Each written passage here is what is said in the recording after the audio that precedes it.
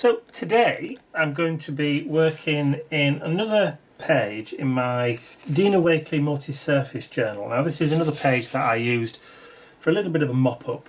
So I'm going to cover over this and have a play with some paints today, and I want to do some scraping, some paint scraping and some mark making. So before I can do that, I need to put on a layer of gesso because I need to make sure that the paint is going to move, not bind and jump and soak straight into the page before I get a chance to move it. So I'm just going to add a quick coat of gesso right the way over the entire surface of the page, and I'm not particularly bothered if I put it down thick in some areas and thin in others. As long as the majority of the page is covered, then I'm going to be happy. So I'll just slap that straight down. Because this is clear gesso, obviously you'll still be able to see the paint and the mop-up paint underneath until I start adding on more layers, and then that will just disappear off into the background and be lost forever. But at least I'm not starting with a blank page. There is something there, which does help sometimes. Okay, so drop that in water, get that dried, and I'll be right back when that's done. Okay, so my page is all now dry. So I've got a spatula and an old ATM card, and I'm going to use some Dina Wakley paint because I'm using my Dina Wakley media journal. I kind of like to stick them both together. I'll keep them both together. And I've got olive, I've got cheddar, and I've got ruby, and I've got turquoise.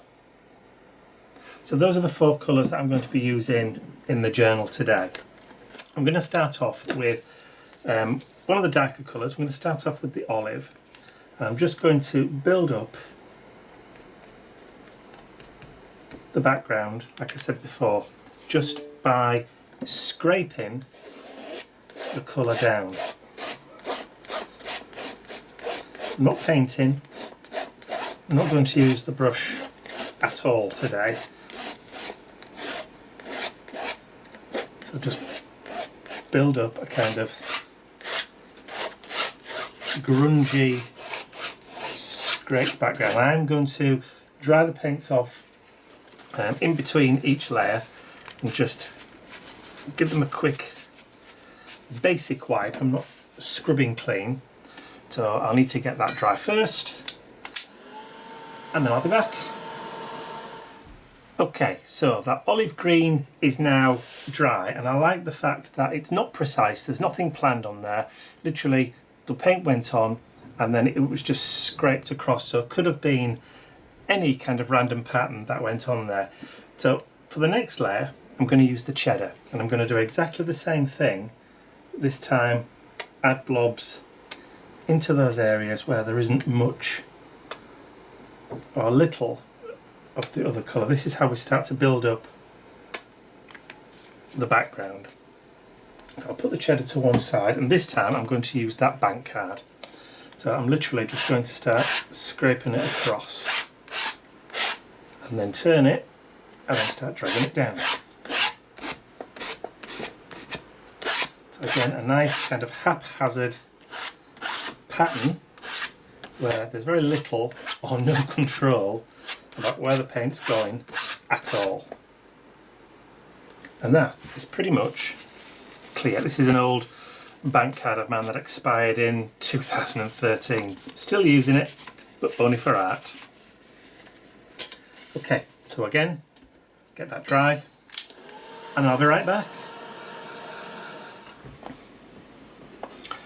Okay, so that cheddar colour is now nice and dry, and now I want to start adding some book text into the background. Now this is a piece of book text that was sent to me in Happy Mail a while ago. I believe it's Danish or one of those kind of Scandinavian countries, and I'm just going to rip some pieces. It's nice to have some book text that isn't immediately kind of readable unless you're from Denmark or one of those kind of countries. So it's good to have some book text on stash from different dialects, different countries, just for a little bit of difference. So all I'm doing is just building up a couple of clusters on the page that I can use just in the background. I am going to be adding some more paint over the top of this, so they will disappear under some layers, but I just want a few bits. Maybe that one up there. We'll just move some of these around a little bit. That one maybe there. I could even do it so it was at odds with itself, which is quite a nice little idea for a change. Do that one there and then add in another strip just to kind of create a frame effect down there at the bottom. So we've got that kind of coming in that way, then going in that way there. That makes a nice kind of frame effect. No, not going to do that. Changed my mind completely. Absolutely changed my mind completely. I'm actually just going to build a cluster up here in this corner and maybe extend that so it comes out over here. Mainly because I know I've got a focal point that I want to add to the page and it's going to sit across this corner here. So there's no point putting anything over there. Maybe just a little piece, maybe there, because it will then come out of the image I'm going to put down. I think that's what I'll do. And one of the other things I love about art journaling is the fact that you can change your mind on the fly, completely and utterly. So let's just grab some glue. I'm not putting these down with matte medium, I'm just going to put them down with ordinary glue, because this is one of those instances where I'm not particularly bothered whether or not it starts curling up and whether you get a little bit of texture pull or paper starts curling at the end if it's not glued down properly. I want that. So if it does happen, it's a bonus. If it doesn't, it doesn't. But if it does happen, then it'll all be part and parcel. If I wanted it completely flat, then I would have used the matte medium. But I don't. So I won't. So yeah, boo. There are no rules but your own.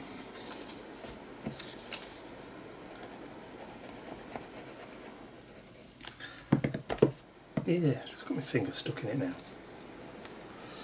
Just got my finger stuck in it.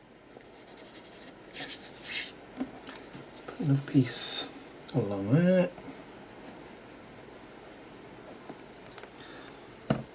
Somebody did tell me what some of these pages meant a while ago, but I've forgotten now.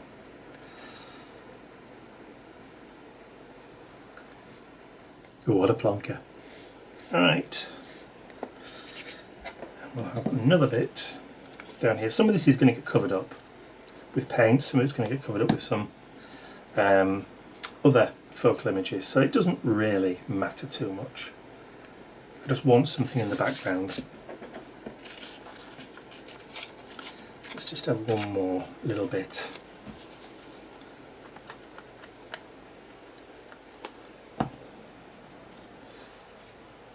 Just for argument.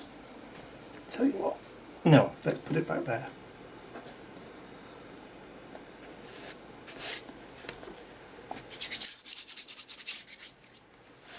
Wipe the glue. Perfect.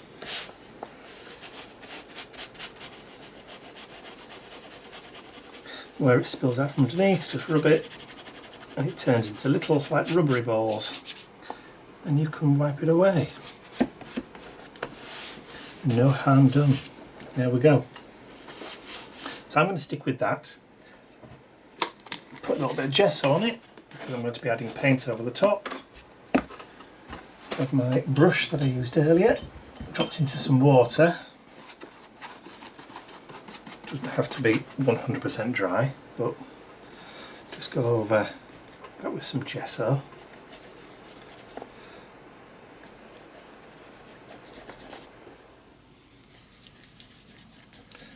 means all the colour that I add over the top then will be able to spread nicely and evenly, won't soak straight into the paper.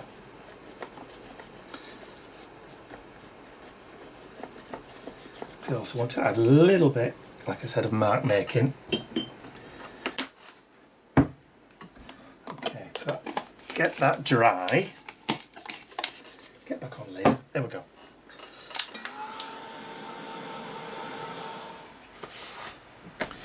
Okay, so that is pretty much dry now. So, like I said before, I've no idea what that text says. It could be anything from a raunchy, racy story to a recipe for flaky pastry. I don't know. Okay, so I'm now going to grab the turquoise and start adding in some blobs of that. That was the paint, not me, making that little rude noise. As if I'd own up to it. Anyway. Okay, so back to the spatula. This time, let's just drag it.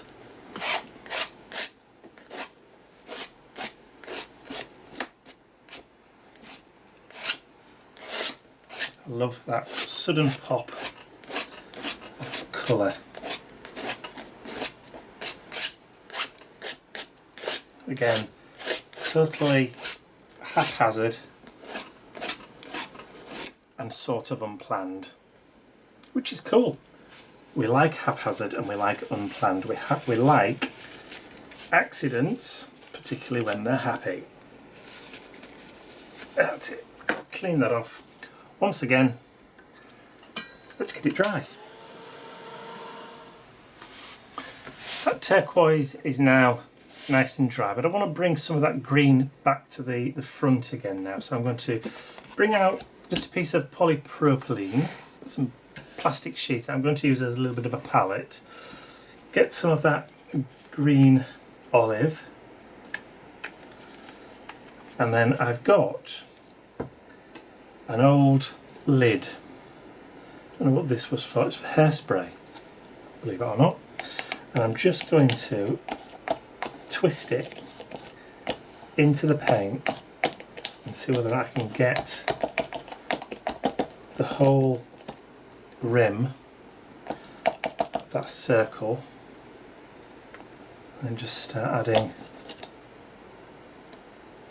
some into the background.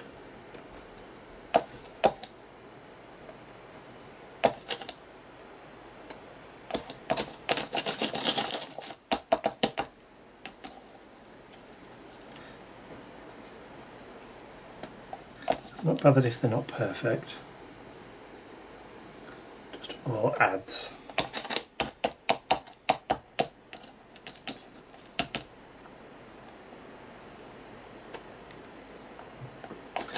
One more, I think, just over there.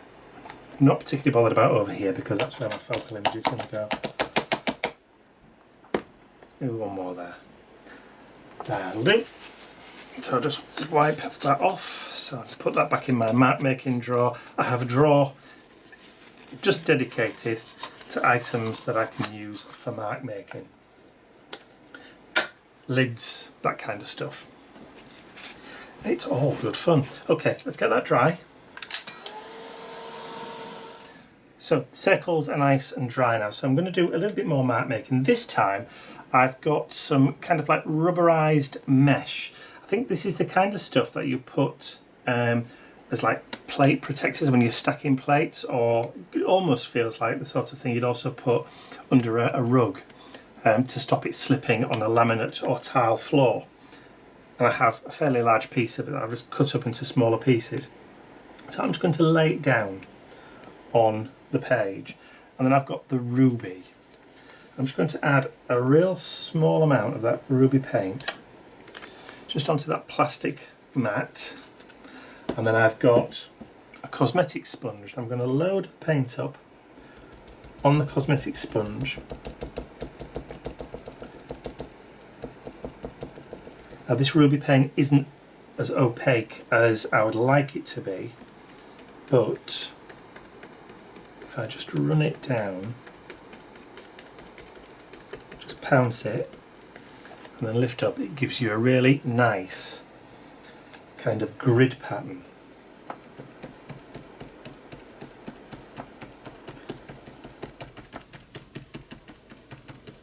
And if you just lighten up, it starts to fade away, which we like.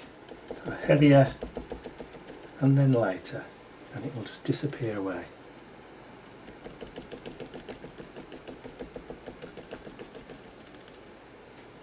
Just like that, look. We like it a lot. A little bit more over here.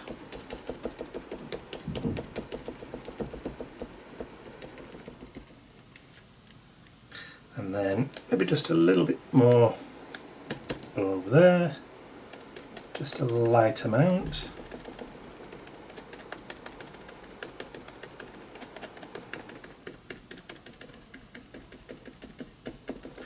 To blend it kind of into the background.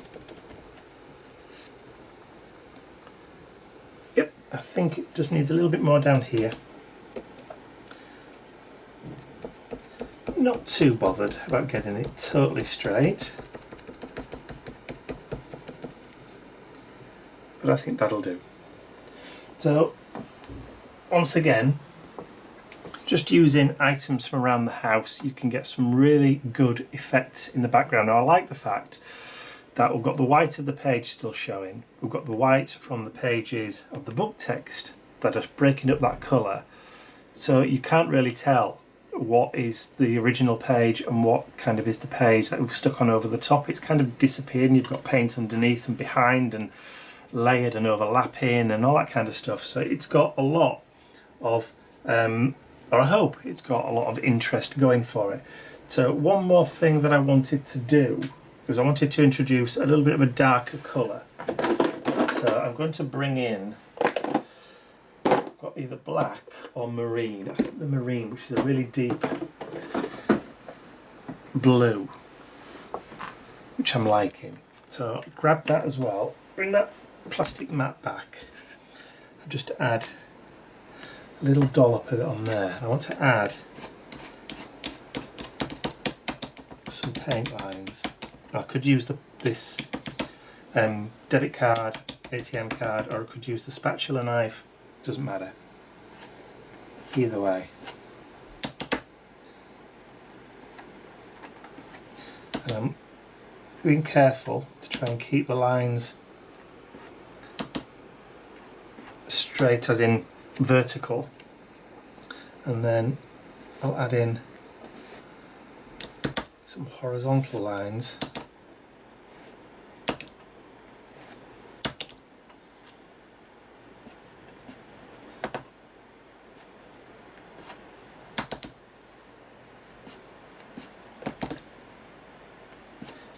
difficult to keep them totally straight.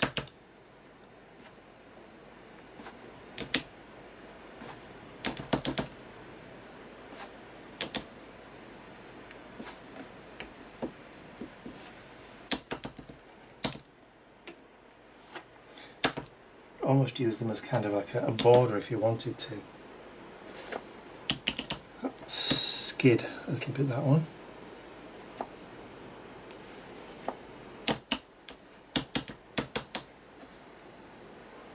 Not particularly bothered about down here.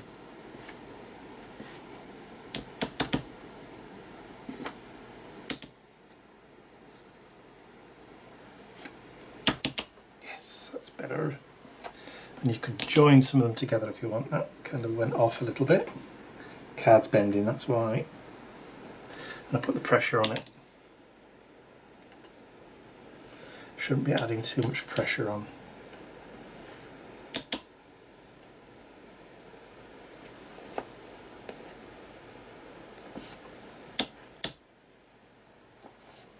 And that darker colour just adds a certain something.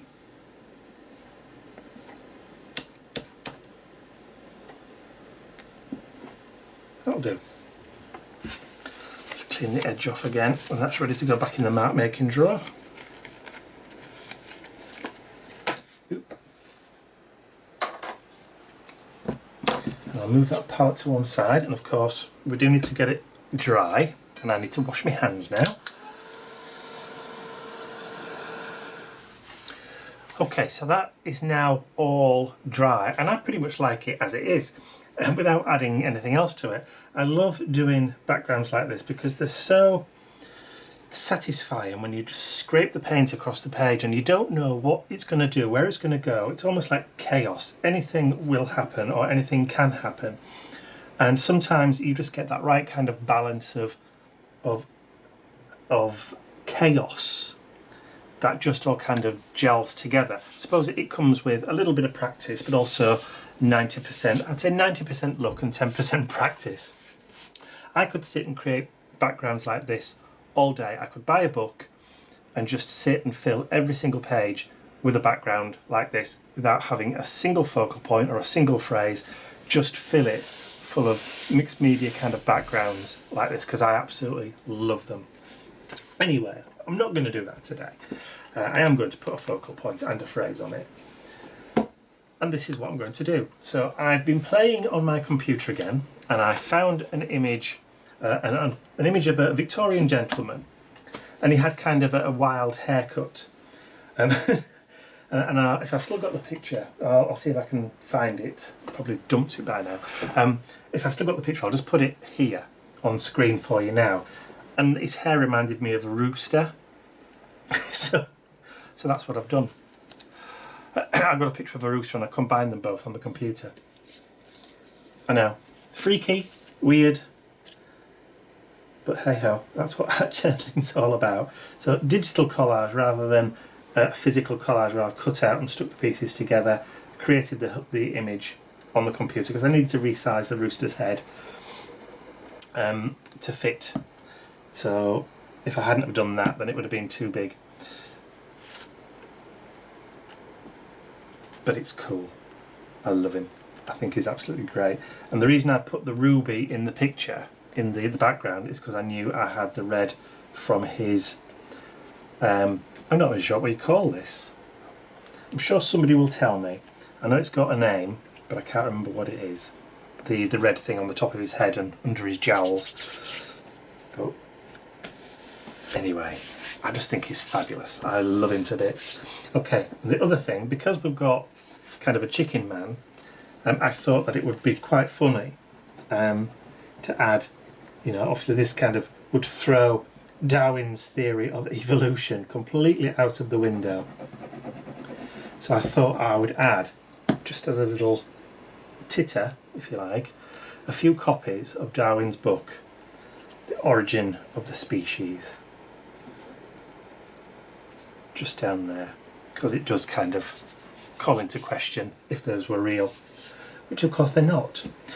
And I couldn't really show a picture of that without also adding in, now I do have somewhere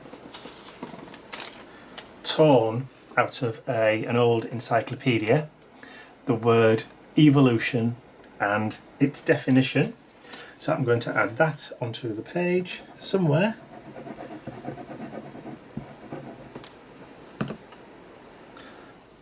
Put that up there somewhere.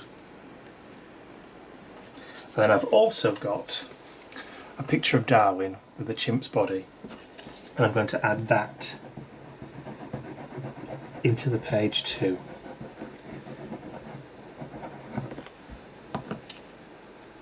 So what I'm going to do is I'm going to tuck that behind the books. I haven't completely pushed them down. I took that just behind there. We've got the word evolution, and then we've got Darwin, the caricature, cartoon of Darwin as a chimp. And I'm going to stick that down there, like that. But of course, we now need to kind of blend this into the background a little bit, but I need it to dry. Let's just move that out a little bit so you can see the chimp's foot. We've got the word evolution there, which is just perfect. So I now want to bring some of that background into the foreground, so I want to grab my olive again, and this time got my little plastic mat, and I'm going to use the same piece of grid work that we did earlier, I've got another cosmetic sponge, so I'm going to bring and lay that down, and this time load up the cosmetic sponge with the green, and then just bring some of that down, and this time over onto his shoulder and then up, so we just get a little bit showing through. I think I need a little bit more of that paint actually. It started to dry too much.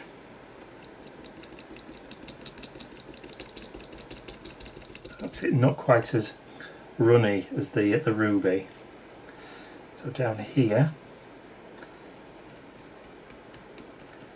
do some over the books next to the green, like that, and then over here just lightly tap in onto the picture.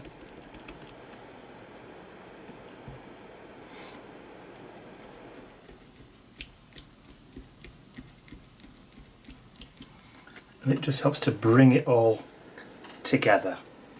And then we'll add some of that up the top, just on that evolution. I'm just going to push through with my fingers actually onto the sponge. It's not going to completely hide the word, you'll still be able to read it through. And add some more. That sponge isn't very good. Actually, let's try a different one. Let's try a square one. The paint is actually drying really quickly today. It suddenly got warm. Let's just see if we can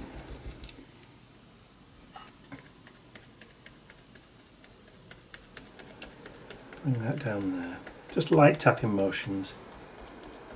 And I'm going over a dark surface, being his jacket.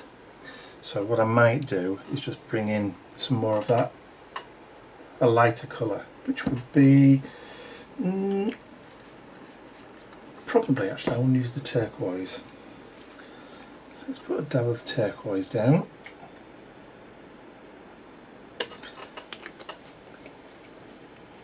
And then let's see if I've got another one of those cosmetic sponges, because that seems to be working better. Load it up. Okay, let's go back over where we were. That seems to be working a little bit better.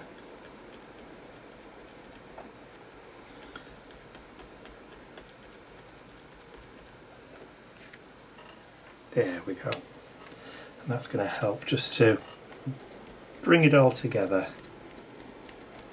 I just bring it down over the top and actually just go over that green a little bit as well, so that's just helping to bring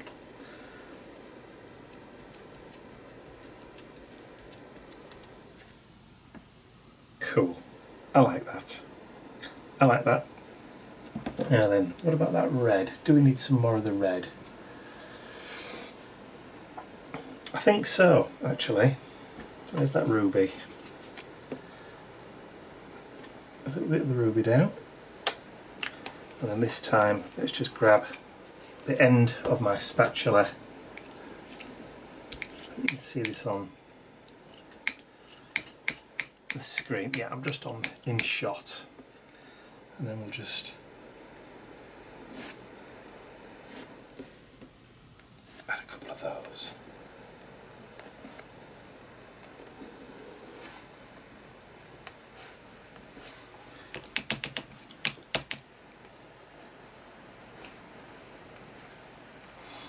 And then maybe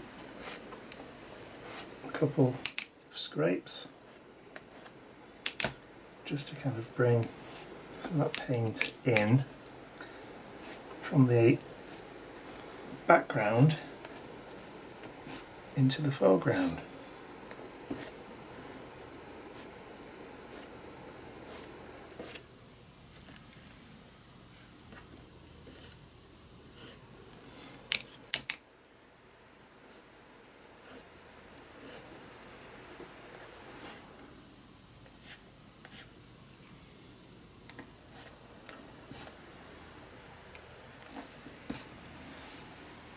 like that.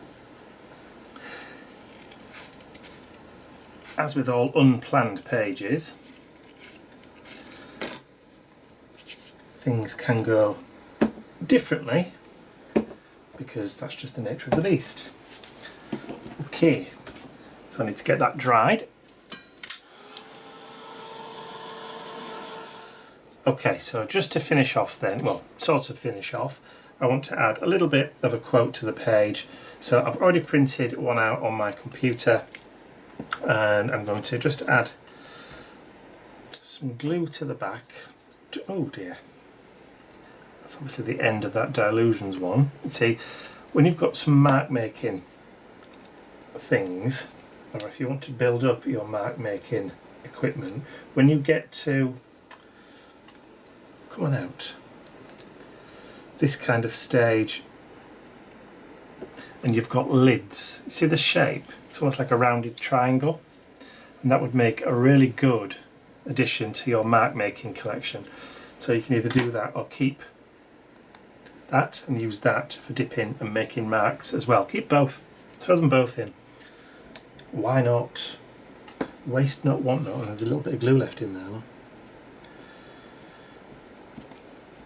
I literally just started keeping like all of the lids to small lids for spray bottles, that kind of stuff, to start building up my collection. So I'm going to put that there, and then just quickly go over that one with the rest of the glue.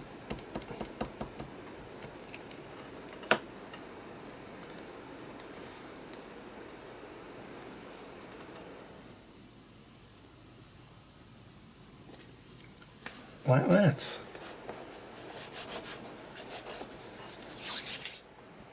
Throw that bit away now.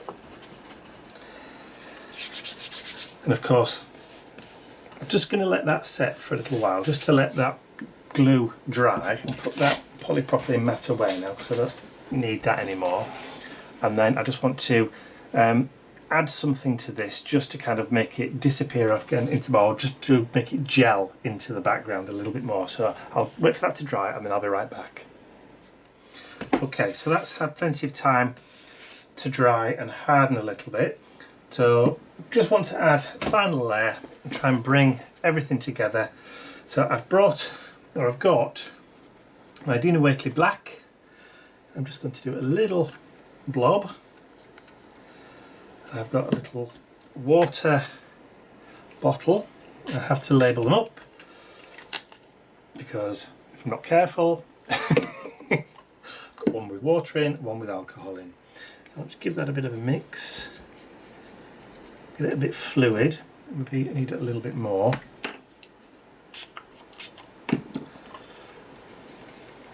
And I'm going to add some splatters. So I'll just put my hand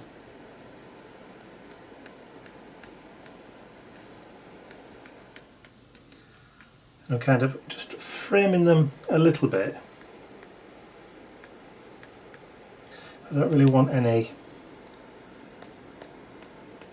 on the rooster's face.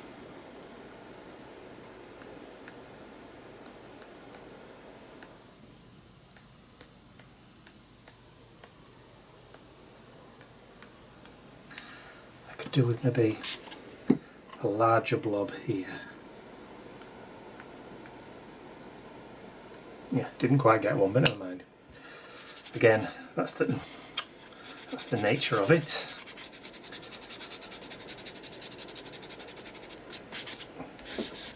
Splatters everywhere. Okay, so I'm going to let that dry, or I shall probably help it dry once I've cleaned all this mess up. There we go. That'll do for now. Put that to one side. Bring on the heat gun. Okay, so the black splatters are dry, and I don't do this very often, but for a change, I'm actually going to add some white ones, some white splatters to the page too. Mainly because there's white in the background, and I want to bring some of that white just into the foreground as well. So I'm just going to do exactly the same thing again. I've cleaned my fan brush. I've also just cleaned this up a little bit just so that I don't contaminate it too much. And then I'm just going to add, yeah, it just kind of helps to lighten it a little bit. It's subtle.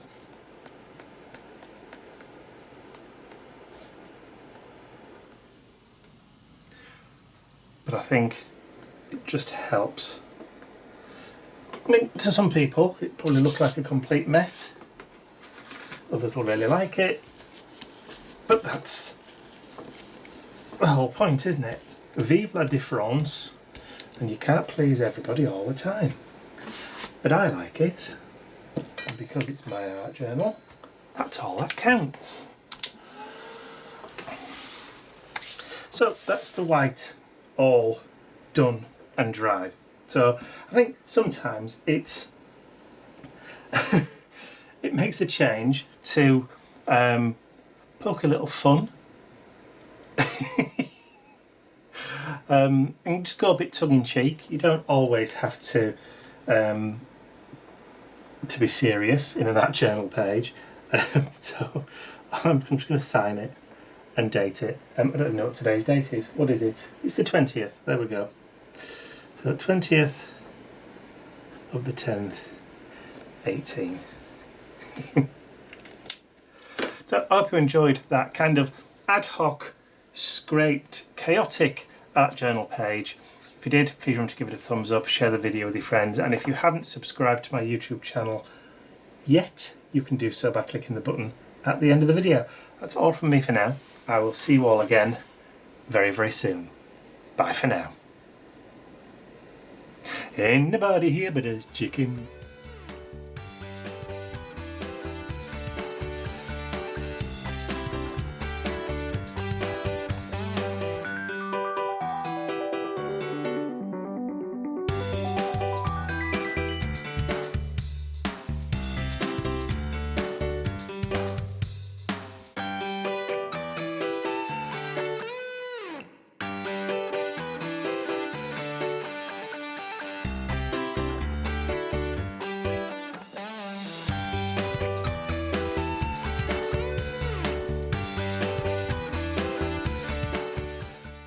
I'd like to say a huge thank you to all of my angels, because without you, these videos would not be possible. Thank you.